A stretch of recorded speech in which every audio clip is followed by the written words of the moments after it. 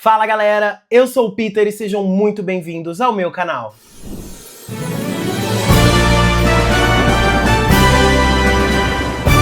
Aqui no nosso mundinho de cultura pop a gente vai falar muito sobre filmes, séries, animes, livros e tudo que estiver rolando de melhor no mundo do entretenimento. Então, por favor, não se esquece de se inscrever no canal, ativar o sininho para não perder nenhuma notificação, deixar o seu like e, claro, vir bater boca comigo nos comentários. E sem mais delongas, vamos à resenha do segundo episódio da terceira temporada de A Casa do Dragão.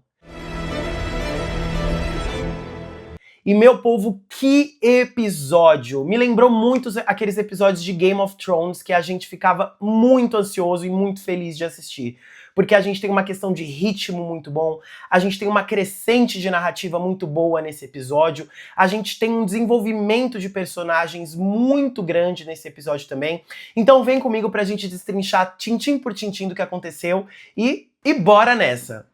Bom, o episódio ele começa com uma cena belíssima, filmada ali de uma perspectiva submersa ali da goela, né, em que a gente vê o corpo do Jace boiando, a gente vê os dragões em cima metendo fogo nos poucos navios da triarquia que restaram ali na goela. E logo nesse início de episódio, a gente tem uma construção que é muito recorrente na obra do Martin como um todo, né? Que é, na guerra, ninguém vence. A gente tem dois momentos aqui que eu gosto bastante no discurso dos personagens, que trazem essa ideia de forma muito clara pra gente. Então a gente tem a Baela chegando em Pedra do Dragão com o corpo do Jace, e o Sir Laurent, aquele que trancou a Rhaenyra no quarto, pergunta pra ela, e a batalha? Aí a Baela vira pra ele e fala, a batalha está vencida. Com lágrimas nos olhos, completamente devastado, e com o Jace sendo carregado morto atrás.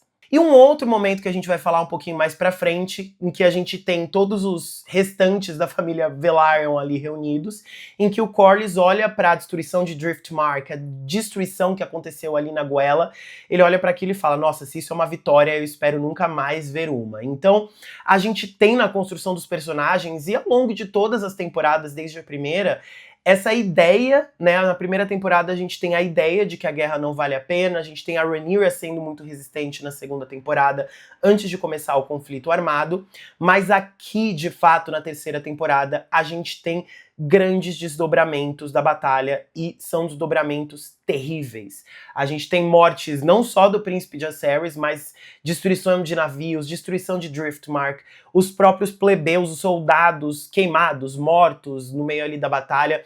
Então é uma ideia muito recorrente na obra do Martin, e é uma ideia que a série tenta passar pra gente ali a todo momento, sobretudo nesse episódio, de que na guerra não há vencedores. Já dizia Dilma Rousseff, né, gente? Ninguém vai ganhar, ninguém vai perder. Vai todo mundo perder. E, enfim, quando a gente chega ali, né, no salão que tem ali depois do Fosso dos Dragões de Dragonstone, a gente chega ali com a Rhaenyra perguntando o que aconteceu e ela se depara com o corpo do filho dela estendido e todo mundo em completo e absoluto silêncio. E nesse episódio a gente conseguiu ver toda a potência que Emma Darcy tem na atuação, na performance, na emoção. Foi uma performance, assim, digna de Emmys, de todos os prêmios que a gente possa imaginar da temporada de premiações.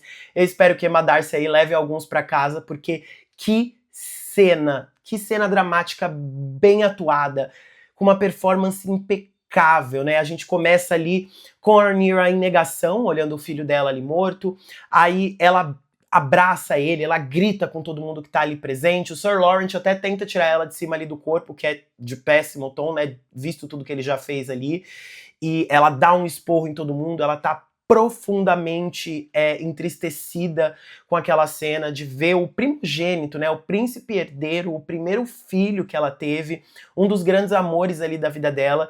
Então ela é abatida por essa dor profunda e Emma Darcy consegue colocar toda essa tristeza, toda essa indignação, toda essa raiva nessa performance, nesse momento do episódio, assim. É uma cena de se emocionar, de perder o fôlego, de se sentir desconfortável, porque é tudo que aquele momento é pra Rhaenyra. E foi um momento em que eu fiquei com muito medo de que a gente trouxesse, de que a série trouxesse a Rhaenyra de volta para aquele estágio meio inerte que ela ficou quando o Lucerys morreu, por exemplo, né? Porque aqui a gente tá precisando de uma Rhaenyra mais reativa, mais raivosa, mais faca na caveira, e esse momento foi um momento brilhante, emocionante, lindo, com uma performance incrível, mas dá aquele medo deles retraírem a personagem ainda mais. Mas a gente entende que aqui a Rhaenyra atinge o fundo do poço. Ela perde o príncipe herdeiro, ela perde seu primeiro filho, depois de já ter perdido o Lucerys também de uma forma traumática, e dentro de um cenário em que ela foi desrespeitada por todas as pessoas possíveis. Porque não só a tragédia aconteceu, mas a gente tem um monte de coisas que aconteceram antes disso que propiciou com que essa tragédia acontecesse de fato.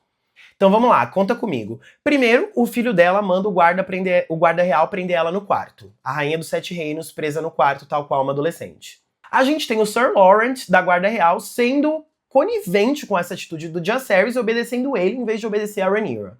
A gente tem a Baela, no ímpeto da juventude, de parceria que ela tem ali com o Jace, voando pra Goela junto com ele, os dois sem nenhuma autorização da coroa.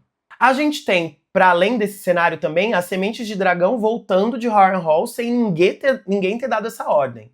E a gente tem o Adam voltando ali da Goela para procurar o pai dele, junto com o Alyn, que também estava procurando ali pelo Corlys, também sem nenhuma ordem expressa da rainha. Então, a gente tem uma sequência de fatos aqui, e a série traz isso pra gente em muitos momentos, o quanto parece que o conselho da rainha, que os cavaleiros de dragão da rainha, que as pessoas ao redor dela não a respeitam, não respeitam as decisões e a posição dela como rainha dos Sete Reinos.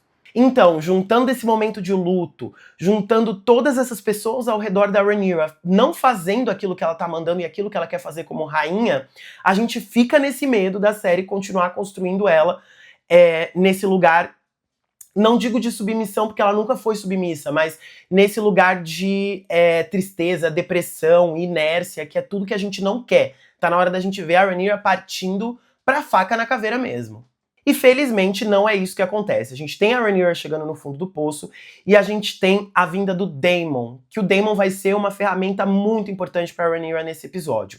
E eu já vi algumas pessoas reclamando por aí na internet dessas ações que o Daemon tem, como se sempre ele que tivesse que incentivar a Rhaenyra a fazer determinadas coisas, mas eu já vou falar um pouquinho mais sobre isso. Não me incomoda e eu vou explicar o porquê.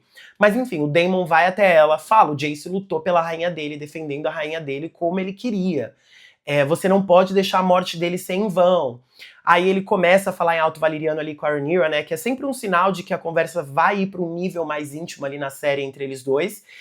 E ele fala da profecia, do Viserys, ele fala que ele teve as visões em Harrenhal, mas nada disso faz a Rhaenyra levantar da cama. É um início de motivação ali pra ela levantar da cama, daquela tristeza que ela tá sentindo, mas ela levanta da cama quando o Daemon fala que a Vhagar voou de King's Landing. Ou seja, pelo menos alguém, no caso a Alicent, tá cumprindo a promessa que fez pra ela. E é nesse momento que ela levanta pra reagir. E para além disso, também queria destacar um momento um pouquinho anterior, nessa mesma conversa da Rhaenyra com o Daemon, ela tendo não só a questão do luto, não só a questão de todo mundo tá desobedecendo ela, mas ela também tem uma perda muito forte de propósito nesse episódio. Porque ela diz, né, eu perdi os meus dois filhos, os dois meninos que se escondiam atrás das minhas saias, para sentar num trono de espadas. E isso pega a gente como público de uma forma muito impactante, porque é isso. Qual é o preço de se sentar no trono de ferro? Qual é o custo disso na vida real que a Rhaenyra tá sentindo desde ali da primeira temporada e até agora? O Viserys, o pai dela, já tinha trazido isso na primeira temporada pra ela, né, Rhaenyra? O trono de ferro é o assento mais perigoso dos Sete Reinos. E ela tá sentindo na pele que essa é a realidade. Então ela perde os dois filhos pra, segundo ela, se sentar num trono de espadas. Realmente o trono, diante da perda dos filhos dela, parece algo pequeno. Mas o Daemon traz esse incentivo ali pra ela, ele traz essas questões todas, ele diz que a Vhagar saiu de King's Landing, e aí a gente tem uma Rhaenyra no início dessa reação, dela voltando desse luto, né? E a partir daqui, o episódio ele vai tendo uma guinada gigantesca nos dois núcleos, tanto dos pretos quanto dos verdes. E antes de continuar aqui com a Rhaenyra e com o Daemon, a gente tem que ir um pouquinho ali pra Fortaleza Vermelha para falar de Olivia Cooke. Segundo, que atriz, que atuação, tal qual Emma Darcy, Olivia Cooke entrega tudo como Alicent. E aqui o que eu gosto muito da construção da personagem da Alicent, inclusive no primeiro episódio também senti isso muito forte, é que a Alicent ela foi completamente menosprezada na segunda temporada por tudo e por todos. Mesmo ela tendo experiência de governo, porque quando o Viserys ficou doente, ela foi a rainha dos Sete Reinos, ela comandou o Pequeno Conselho, ela tem a experiência de governar, e aí quando os filhos dela assumem, eles param de escutá-la os membros do primeiro conselho também param de escutá-la, ela é jogada para escanteio, ela vai ter aquele retiro espiritual dela lá em Kingswood, né, na Floresta do Rei, para refletir um pouco sobre a vida dela. Só que depois que ela fez essa promessa pra Rhaenyra, retorna e vê que não vai sair exatamente de acordo com o plano dela, desde o primeiro episódio ela tá maquinando as suas organizações para conseguir cumprir essa promessa. E nesse episódio não é diferente. E aqui a gente tem uma construção muito forte da Alicent como personagem. Ela conseguiu atrasar o exército Hightower, ela conseguiu despachar o Aemond para Harrenhal junto com a Vhagar, e aqui ela continua as maquinações. Ela vai até o líder dos Mantos Dourados, né, que foi aquela ordem, como se fosse uma ordem policial que protege ali King's Landing, que foi criada pelo Daemon.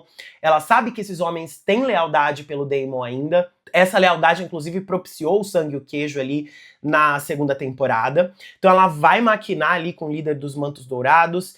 Ela vai até os muros de King's Landing falar para os escorpiões, né, que são aqueles arpões para derrubar dragão, para os comandantes ali desativarem aquelas armas, e para isso ela também consegue ali, ela não só consegue, como ela precisa do apoio da Helaena, porque lembrando, a Alicent, ela é a rainha viúva, a Helaena, ela é a rainha atual real oficial. Então, na ausência do Aegon e na ausência do Aemond, a autoridade da coroa em King's Landing é da Helaena. Então a Alicent, ela vai até a filha, ela traz um momento, né, ali falando que a Helaena já tinha dito pra ela que ela era mais feliz antes de ser rainha e tudo mais. A Alicent explica por cima ali tudo o que tá acontecendo, que a Rhaenyra vai chegar, ela vai chegar com os dragões, e ela e a Helaena se aliam muito forte nesse episódio. E, gente, eu preciso abrir um parênteses aqui. Que episódio para construção de diversos personagens. A gente vai pro núcleo Velaryon já falar um pouquinho deles, mas a Helaena, que apareceu tão pouquinho na primeira e na segunda temporada, aqui ela aparece em poucos momentos também, mas em momentos tão significativos e em momentos até de alívio cômico. Então acho que foi um toque genial do roteiro casar a construção dessa personagem ao longo do episódio, com esses momentos de humor e esses momentos de empoderamento. A própria Helaena também se sentiu empoderada, até pela esperança que a mãe dá pra ela de que, olha, a Rhaenyra vai entrar, a gente vai pegar a minha neta, a gente pega você, a gente vaza e a gente vai criar a galinha, entendeu? Então tem aquele primeiro momento que a Helaena fica animada ali com a ideia e ela fala que gostaria de criar galinhas. Depois, quando a Alicent vai mandar os muros abaixarem os escorpiões, a Helaena fala que ela não quer que nenhuma das bestas, né, ela chama de bestas os dragões, sejam machucadas. E a gente sabe que isso é muito honesto dela, ela não gosta de ver guerra, não gosta de ver pessoas se ferindo ali, nem dragões. A gente tem ela falando que os filhos da Rhaenyra sempre foram muito bons com ela, então, apesar da Alicent estar maquinando e organizando todo o cenário para que a Rhaenyra possa chegar e tomar o trono, ela encontra na Helaena, durante esse episódio, uma parceira ali que concorda com ela, que tá junto com ela e que tá empolgada com a ideia de não ser mais rainha. Voltando um pouquinho antes no episódio, eu também queria comentar um pouquinho sobre o encontro ali, né, do Corlys, do Adam, do Aelin e da Baela. Então a gente tem a Baela indo encontrar o Aelin ali depois da Batalha da Goela, e aí a gente tem a oportunidade de ver toda a destruição, né, navios destruídos, Driftmark completamente destruída ali após o saque, e o Aelin e a Baela tentando encontrar o Corlys. E além deles dois, a gente tem a chegada também ali do Adam, que com o seu dragão, né, o Seasmoke, eles estavam patrulhando ali os céus para ver se encontravam o Corlys. E aqui a gente tem até um momento esquisito, porque a gente tem esse momento de encontro da Baela com o Aelin, que é uma relação ali que ela tende a se desenvolver bastante, principalmente de acordo com os livros ali. A gente tem o Adam voando no Seasmoke, e aí quando a gente volta, eles três já encontraram o Corlys, e o Aelin tá meio ferido, um pouco mais ferido do que ele já tava, o Corlys também tá ali um pouco cansado, um pouco debilitado ali. Eu acho que cortaram alguma cena que viria antes dessa, né, a cena em que eles realmente encontram o Corlys, porque parecia um pouquinho fora de lugar aquele cenário. Mas de qualquer forma não é algo que me incomodou muito, porque o diálogo entre eles ali é o mais importante, né? A gente tem o Corlys falando, cara, se isso é uma vitória, eu não quero mais ver vitórias. Ele olha pra Derivamarca como um lugar completamente destruído e saqueado depois do ataque da Triarquia. E perdendo tanta coisa, né? Perdendo frota, perdendo a casa ancestral da sua família. A única coisa que ele tem são aquelas pessoas que estão com ele, a neta dele, a Baela, e os dois filhos bastardos dele, o Adam e o Aelin. E esse núcleo, que eu tô chamando de núcleo Velaryon ali, né, desses quatro, a Beyla, o Allen, o Adam e o Corlys, é um núcleo que também tá carecendo de um pouco de desenvolvimento, né? A gente tá ansiosamente aguardando para que o Allen e o Adam sejam assumidos como filhos do Corlys e ganhem, enfim, o sobrenome Velaryon. E a gente tá tendo essa construção ali, principalmente do Corlys, caminhando em direção a isso, né? E aí a gente tem um momento muito bonito ali dos dois em que o Corlys vira pro Allen e fala: eu não tenho muito para te dar agora, mas eu tenho o meu nome pra te dar ainda. E aí ele olha pro Adam também, ali dando a entender, né, que ele vai legitimar os dois filhos bastardos dele. E o Allen vira pra ele e fala que é o que ele mais quer, mais do que uma montanha de ouro, era tudo que ele queria. Então a gente tem um desenvolvimento aqui do núcleo Velaryon, né? A gente tem o Corlys que perdeu a Rhaenys, ele perdeu os dois filhos, mas ele ainda tem a neta dele, ele ainda tem os dois filhos dele ali junto com ele. Então é quase que um momento de renascimento ali pro Corlys, de novo, né? Porque ele quase morreu na Batalha dos Degraus, depois nessa temporada ele quase morre de novo na Batalha da Goela, mas ele tem os dois filhos, um sendo um montador de dragão, o outro sendo um excelente comandante de frota, e ele tem a neta, que é a imagem cuspida, né? A personalidade cuspida ali da Rhaenys. Então, eu acho muito bacana como a série tá construindo a relação entre esses personagens e como a gente tem a família Velaryon sendo reconstruída aos poucos. Pelo menos do ponto de vista de família, né? Porque do ponto de vista material eles estão bem ferrados. E aí, ainda no núcleo Velaryon, eu quero falar um pouquinho da Rhaena, que teve um desenvolvimento interessante também aqui, né? Ela pega o Shipsealer, vai lá pro Vale de novo pra conversar com a Lady Arryn e pedir abrigo pra ela, pedir asilo pra ela, porque ela sabe que a confusão que ela gerou acabou gerando, inclusive, a morte do Jacaerys ali. Inclusive, eu acho que ela não sabia da morte do Jacaerys, né? Ela soube ali quando a Jane Arryn contou pra ela, mas o que só torna a situação ainda mais agravante. Ela pede asilo e a Jane Arryn meio que a recusa ali, só que ela ainda coloca uma carta na mesa ali bastante interessante, mostrando que ela não é tão ingênua e tão sonsa quanto a gente estava achando. Ela fala: você mesma tinha dito que a Rhaenyra tinha meio que te tapeado ali, te trouxe dragões pequenos, eu te ofereço proteção, eu tenho um dragão grande agora. E a Jane Arryn, que tava indo embora, já pensa, volta e fala: bom, o Vale é um lugar grande, eu não posso impedir um dragão de ficar aqui, mas eu não quero te ver nunca mais. Então ela meio que permite, sem permitir que a Rhaena fique por ali, ela meio que dá o asilo pra Rhaena, ela dá a entender de que não vai falar que ela tá lá pra ninguém, e de quebra ela ainda vai ter o Shipsealer ali protegendo o Vale do jeito que ela queria antes. Então eu acho que aqui foi uma jogada interessante da personagem da Rhaena, meio que colocando a Lady Jane contra a Rhaenyra pra se fazer valer da proteção que ela queria colocar ali no Vale com o Shipsealer e se salvar, né, salvar a própria pele. E achei bastante interessante do ponto de vista de desenvolvimento da personagem também. Vamos ver o que a gente vai ter de próximos passos aqui com a Rhaena, tô bem ansioso pra saber o que vai rolar. E temos também um pequeno retorno a Harrenhal, só que agora com o Aemond, não mais com o Daemon. O Aemond chega lá queimando as guarnições que o Daemon deixou, invadindo, chega matando o Simon Strong ali na mesa de jantar. Simon Strong tenta negociar ali, tal qual ele fez com o Daemon, não consegue. O Aemond derruba o Simon e os filhos dele que estão por ali também, só que ele leva uma facada pelas costas. E aí ele começa a cair, começa a desfalecer porque ele tá perdendo sangue, levou um golpe ali também. E a gente tem quem? A Alice Rivers, a nossa bruxona. E, obviamente, a Alice Rivers foi esnobada pelo Daemon no início do episódio, e ela tá ali pra jogar por si mesma. Ela pediu Harrenhal pro Daemon, ele já meio que falou: fia, como é que eu vou te dar Harrenhal? Você não tem título, não tem nome, não tem porcaria nenhuma, como é que eu vou te dar esse castelo? Vou ver o que eu posso fazer. Ou seja, não vai fazer porcaria nenhuma. E a Alice tá ali pra jogar por ela, tal qual o Lord Larys. Eu acho que esses dois personagens têm um paralelo bastante interessante na maneira como eles agem, única e exclusivamente pensando em si mesmos ali. E a Alice vê ali a oportunidade dela fazer desses limões uma limonada. Então fui esnobada ali pelo Daemon, então vamos ver o que eu consigo aqui com essa versão da Shopee do Daemon de agora em diante. Então acredito que muito provavelmente ali nos próximos episódios, até pelos eventos que tem que acontecer ainda na série, a Alice Rivers vai tratar ali do Aemond e também deve tentar alguma aliança ali com ele por ter salvado a vida dele ali no futuro. E outro ponto que eu queria trazer antes da gente voar com a Rhaenyra ali pra King's Landing, que tem bastante coisa pra falar ali daquele momento também, a gente tem o Aegon e o Lord Larys ali na carroça, na carruagem, como vocês quiserem chamar, sendo preparados para serem entregues quando deslancha um conflito, um mini conflito ali perto da carruagem deles, com soldados da Triarquia atacando e a galera que tava guardando ali a carruagem também engajando ali na batalha.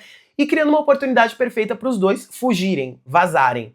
E assim eles fazem. E nessa oportunidade de fuga, a gente tem o Aegon querendo ir pra Pouso de Gralhas, né, pra Rook's Rest, onde rolou a batalha entre ele, o Aemond e a Rhaenys. Ele fala que ele quer ir pra lá porque o Cole, né, o Criston Cole, tem uma guarnição lá e eles vão estar protegidos. Mas a gente sabe que o Aegon tem que ir pra Rook's Rest com outro objetivo, pra um reencontro que ele tem que ter ali, que eu não quero dar muitos spoilers. Agora, voltando aqui, né, que momento, gente, que momento. A gente espera há 15 anos, literalmente, que uma mulher Targaryen sente no Trono de Ferro. E eu, pra ser bem honesto, não achei que ia chegar tão cedo esse momento na temporada, né? Como eu disse ali anteriormente, parece que era este que deveria ser o primeiro episódio da terceira temporada, e a gente sabe. Ele tem cara de primeiro episódio, até pela crescente que ele entrega pra gente enquanto público, mas eu ainda assim não achei que a gente ia ver a Rhaenyra sentando no Trono de Ferro tão cedo na temporada, e foi maravilhoso, porque a gente tá com isso entalado aqui desde a Daenerys, né? Mas finalmente ter uma mulher Targaryen sentando no Trono de Ferro é algo que a gente queria há muitos anos, até por toda a construção que Game of Thrones trouxe pra gente ali em suas temporadas. Então eles chegam em King's Landing, eles não têm nenhuma surpresa ali, né? Cogitou-se que podia haver até uma armadilha, mas os escorpiões eles estão baixados. As tropas, quando o Caraxes e a Syrax pousam ali no pátio da Fortaleza Vermelha, né? Todo mundo já abaixa as espadas. A gente tem o Wolf e o Rio fazendo patrulha ali pra ficar de olho pra ver se algum dragão chega. E a gente tem uma sequência muito incrível da Rhaenyra e do Daemon entrando na Fortaleza Vermelha, o Daemon deitando ali vários cavaleiros leais aos Hightower, até que eles de fato chegam na Sala do Trono e pela primeira vez a Rhaenyra desembainha a espada dela, que é a espada do Jace, né? Ela pegou a espada do filho dela, levou junto com ela e pela primeira vez ela desembainha uma espada. Ela é até tirada um pouquinho a pagode ali pelos guardas que estavam guardando a Fortaleza Vermelha. E a gente tem a chegada dos Mantos Dourados, que são leais ao Daemon, e que a Alicent deu aquela palhinha de que eles iam chegar, rendendo todo mundo, fazendo todo mundo abaixar as armas ali. E a Rhaenyra tem finalmente ali a Fortaleza Vermelha pra ela. Só que antes de sentar no Trono de Ferro, ela grita pra todo mundo: me tragam Aegon o Usurpador. Porque pra ela conseguir se afirmar como rainha, ela precisa pegar a cabeça do traidor, ela precisa arrancar a cabeça dele ali. E aí, depois dos Mantos Dourados renderem os soldados dos Verdes que estavam ali na Fortaleza Vermelha, no Salão do Trono de Ferro, o Daemon, junto com eles, vai até os calabouços da Fortaleza Vermelha pra tentar encontrar um substituto, porque eles descobrem que o Aegon fugiu da cidade junto com o Lord Larys. Essa foi uma dica que o Maester Orwyle deu pro Daemon, né, pra ele próprio não perder a cabeça ali. Ele falou: tem outras pessoas ali que podem satisfazer vocês os calabouços. Nisso, Daemon vai até os calabouços, encontra o Lord Jasper, aquele babaca que tentou abusar da Alicent ali no meio do episódio. Mas a gente tem uma outra pessoa que deve ser algum servo que trabalha ali no calabouço da Fortaleza, falando que o Lord Larys deixou um presente pra ele caso ele viesse. E, cara, quando ele disse isso, a gente já sabia quem era. Que carta bem guardada da série. Guardaram o Otto Hightower pra esse momento. Desde a segunda temporada ali, né, a gente tinha o Otto indo embora, depois de ser demitido pelo Aegon. E no final da temporada a gente tem ele aprisionado, só que a gente não sabe por quem, a gente não sabe aonde, e ele tava ali aguardando o momento dele. Então a gente descobre que o Larys prendeu o Otto Hightower pra caso o Daemon e a Rhaenyra chegassem, ele tivesse alguém pra entregar. Então aqui, o Lord Larys, ele tá jogando o jogo de todo mundo. Ele se aliou aos Verdes, ele começou a ver que os Verdes estavam perdendo as chances de ganhar a batalha. Aí vem a semeadura e os pretos conseguindo mais dragões. Ainda assim, ele traz o Aegon pro lado dele, porque ele sabe que o Aemond ia tentar acabar com a vida do Aegon se ele ficasse na Fortaleza Vermelha, e o Aemond não tava dando muita bola pra ele ali, então ele falou: bom, não tenho um aliado com o Aemond. Ferrei com a minha aliança com a Alicent também, porque não referendei nada do que ela quis fazer. Eu tenho o Aegon aqui, que tá completamente debilitado, e ele manipula o Aegon pra fugir junto com ele, pra eles irem embora, porque a Rhaenyra estaria chegando. Só que ao mesmo tempo, pra dar aquela garantida, ele deixa o Otto ali de garantia pro Daemon e pra Rhaenyra, porque acho que na cabeça dele ele fala, independentemente, ele pensa, né? Independentemente de quem vencer o conflito, eu vou ter servido os dois lados e eu tenho uma chance de me safar. Então, acho muito interessante também, falando de novo em construção de personagem, como esse episódio constrói bem os seus personagens. A gente tem um engrandecimento muito forte do Lord Larrys, como um estrategista nato ali.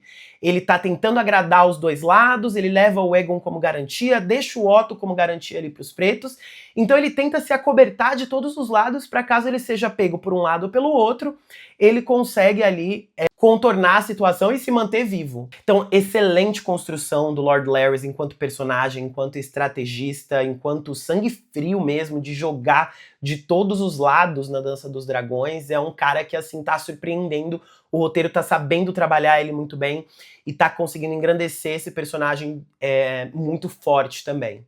E a partir desse momento a gente já sabe o que vai acontecer. Então Daemon traz o Otto e o Sir Jasper ali pro Salão do Trono de Ferro. E a gente tem um novo embate entre a Rhaenyra e o Daemon. Tipo assim, olha, o Aegon fugiu, mas temos um excelente substituto aqui. E a Rhaenyra diz, não sei se eu consigo, não sei se eu consigo. E o Daemon a incentiva dizendo, para que você se torne... Esse é o momento em que você se torna rainha, você precisa fazer isso. Ele desembainha a Irmã Sombria, que era a espada da Visenya, né? A Visenya é uma figura histórica que a Rhaenyra sempre busca conhecimento ali nos livros. Então ela tem uma conexão muito forte com a história da Visenya ali. Ela empunha a Irmã Sombria, que era a espada da Visenya, para decapitar o Otto ali na frente da corte e mostrar que agora ela era a nova rainha. O Daemon a incentiva a fazer isso, ela prepara a Irmã Sombria, e no primeiro golpe ela erra. Ela acerta nas costas do Otto. E aqui eu queria abrir um parênteses para fazer um cena contra cena muito interessante, né? A Rhaenyra, ela é filha de um rei que viveu um período muito longo de paz. A gente teve paz no reino do rei Jaehaerys, a gente teve paz no reino do Viserys. Então, primeiro que a Rhaenyra é uma mulher, então ela não foi socialmente construída para guerra, para batalha, para empunhar uma espada, por questões da sociedade patriarcal, machista e tudo que a gente já sabe. O Daemon, ele foi criado ao contrário. Apesar de ter vivido num momento de paz, ele foi criado para ser um guerreiro, para empunhar uma espada, para batalhar em guerras. E fora que ele é um psicopatinha também ali que adora um conflito, adora arrancar a cabeça das pessoas. Então a gente tem um contraponto ali desses dois personagens. E quando a Rhaenyra erra a primeira espadada no Otto, eu acho que é uma cena muito interessante porque ela me lembrou muito a cena ali da primeira temporada, quando tá rolando um festival ali pra comemorar o Name Day do Aegon, e o Viserys ele tem que matar um cervo ali, né, como sinal de boa sorte. E no primeiro golpe que o Viserys dá no cervo, ele erra. Ele só acerta também no segundo golpe. O Viserys mal empunhou uma espada ao longo da vida dele como rei. Ele não teve grandes batalhas travadas. Ele teve até esse conflito sobre qual era o legado Targaryen que ele ia deixar como rei, né? Ali na primeira temporada. Então, é um paralelo muito interessante, e os paralelos com o pai dela não param por aqui, né? Dela também ter errado o primeiro golpe, mas no segundo ela decepa a cabeça do Otto. E você vê toda a emoção. A Rhaenyra nunca matou ninguém. É a primeira vez que ela tá se colocando naquela posição, não de somente dar a sentença, mas de executar a sentença. Então a gente vê toda a emoção no rosto dela, a gente vê toda a tristeza daquela situação. Ela é filha de um rei pacífico, ela é uma pessoa que tem o mínimo de decência, então óbvio que essa situação ia mexer com ela ali. E isso também não me incomoda. Mas o segundo golpe ela acerta, o Daemon já pega a Irmã Sombria e já corta a cabeça do Lord Jasper, emendando uma morte na outra ali. E aí então a gente tem Emma Darcy pisoteando o sangue do Otto e caminhando em direção ao Trono de Ferro. De novo, né, se a gente quiser comparar com o Viserys, a gente tinha um Viserys muito fisicamente debilitado, mas mentalmente apto a apoiar a filha dele quando ele faz aquela caminhada até o Trono de Ferro, e o Daemon o coroa rei novamente quando a coroa dele cai. E aqui a gente tem a Rhaenyra fazendo um caminho muito tortuoso também ao Trono de Ferro, deixando as pegadas de sangue, trazendo todo esse simbolismo de ninguém está vencendo essa guerra. Olha o custo que essa guerra teve. Eu tive que caminhar uma trilha de sangue para conseguir chegar no Trono de Ferro, finalmente. Então é uma cena incrível em que a gente tem ali o sangue do Otto espalhado ali pelo chão e refletido no sangue a Rhaenyra caminhando até o Trono de Ferro com as pegadas de sangue sendo deixadas ali. Que cena magistral, que momento incrível que o episódio proporcionou ali pra gente. A gente tem a Rhaenyra, então, finalmente, a primeira mulher Targaryen a sentar no Trono de Ferro. Eu acho que ela sente tudo o que a levou a chegar até ali. Ela perdeu os filhos, ela teve que matar uma pessoa, ela teve que decepar o Otto Hightower ali na frente de todo mundo pra se fazer rainha. Então, nesse final aqui, com a Alicent chegando, vendo tudo que aconteceu, vendo o corpo do pai dela, vendo a Rhaenyra sentada no trono de ferro, esse close final no rosto da Rhaenyra mostra pra gente que a Rhaenyra pacífica, que analisava todas as possibilidades antes de atacar, que queria de qualquer maneira fazer com que a paz fosse conquistada com menos de mortes possíveis, essa Rhaenyra se foi. Ela acabou e ela morreu junto com o Lucerys e com o Jacaerys agora mais recentemente. Então ela senta no trono de ferro, a gente tem a transição do impacto que ela tá sentindo, da tristeza que ela tá sentindo, pra esse rosto mais sério, esse rosto mais vingativo, né? De novo, que atuação de Emma Darcy nesse episódio. Então vamos ver se a partir de agora a gente vai ter a nossa Rhaenyra cruel, ela tomando atitudes mais certeiras, ela se jogando na batalha, porque era tudo isso que a gente queria ver. E eu acho que o Daemon foi uma peça muito bem colocada aqui no episódio pra incentivá-la a isso, porque, de novo, ela foi criada de um jeito completamente diferente do Daemon, e nesse episódio ele a guia, mas no final quem toma todas as decisões e as atitudes é a própria Rhaenyra. Então, construção de personagem incrível. A gente tem uma Rhaenyra saindo do fundo do poço no início do episódio pra uma Rhaenyra, rainha dos Sete Reinos, sentada no trono de ferro. A gente tem um crescimento absurdo da personagem da Olivia Cooke com a Alicent. A gente tem um desenvolvimento incrível da Helaena, a gente tem um desenvolvimento incrível do Lord Larys, a gente tem um desenvolvimento incrível dos novos Velaryons ali, o Adam e o Alyn. Então eu acho que foi um episódio grandioso para construção de personagens, foi um episódio de roteiro grandioso para colocar a Rhaenyra no trono de ferro, e se a temporada continuar nessa crescente, continuar nesse ritmo, não há dúvidas de que a terceira vai ser a melhor temporada de A Casa do Dragão até agora. Bom, galera, é isso. Eu espero que vocês tenham gostado aqui da minha resenha, tanto quanto eu amei gravar aqui pra vocês. De novo, não se esquece de se inscrever no canal, deixar o seu like, ativar o sininho pra não perder nenhuma notificação e fui!